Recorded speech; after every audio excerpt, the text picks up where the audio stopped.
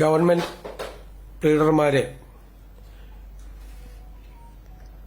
40ഓളം പേരെ പുതിയതായി നിയമിച്ചിട്ടുണ്ട്. നേരത്തെ നിയമിച്ചത് കൂടാതെ അതിൽ special government leader, senior government leader എന്ന തസ്തികകളിലേക്കാണ് നിയമിച്ചിട്ടുള്ളത്. സ്റ്റേറ്റ് അറ്റോർണിയായിട്ട് സി അനൂപ് നായരെ നിയമിച്ചു ഹൈക്കോടതിയിൽ.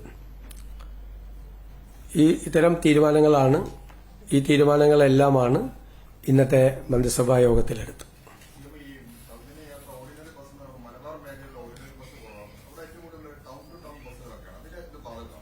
അല്ല, ഇത് ആദ്യഘട്ടത്തിലാണ് നമ്മളിത് നടപ്പാക്കുന്നത്. ഓർഡിനറി ബസ്സുകളിലാണ് നടപ്പാക്കുന്നത്.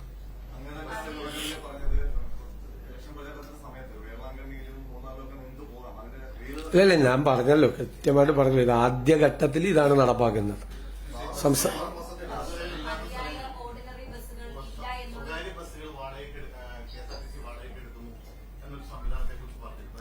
അല്ല, അതിനെക്കുറിച്ചൊന്നും ഇപ്പൊ അതിനെക്കുറിച്ചുള്ള തീരുമാനങ്ങളൊന്നുമില്ല.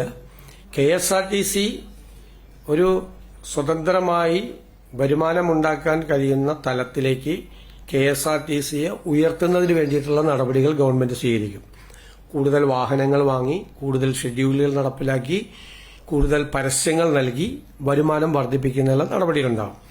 ഇത് നമ്മൾ പ്രഖ്യാപിച്ച പദ്ധതിയുടെ ആദ്യഘട്ടമായിട്ടാണ്. ഇപ്പോൾ തന്നെ ഞാൻ പറഞ്ഞതുപോലെ 750-800 കോടി രൂപ ഒരു വർഷത്തിൽ ഗവൺമെന്റിന് അധിക ചെലവ് വരുന്ന ഒരു പദ്ധതിയാണ് ആദ്യ വർഷത്തിൽ തന്നെ.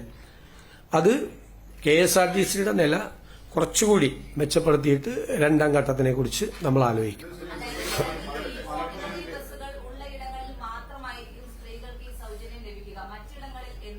അല്ല, ഓർഡിനറി ബസ്സിലാണല്ലോ ഇപ്പൊ സൗകര്യം കൊടുത്തിരിക്കുന്നത്. ഓർഡിനറി ബസ്സിൽ സൗജന്യം ഉണ്ടാവും.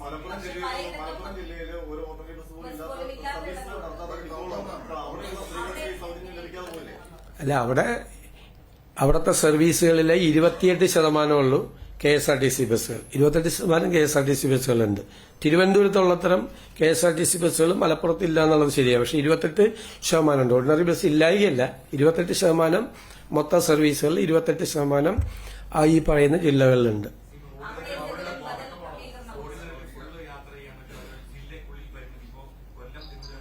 അല്ല, ഓർഡിനറി ബസ്സുകളിലേക്കാണ് കണ്ടീഷൻ ഇല്ലാതെ ഇപ്പൊ അനുമതി കൊടുത്തിരിക്കുന്നത്.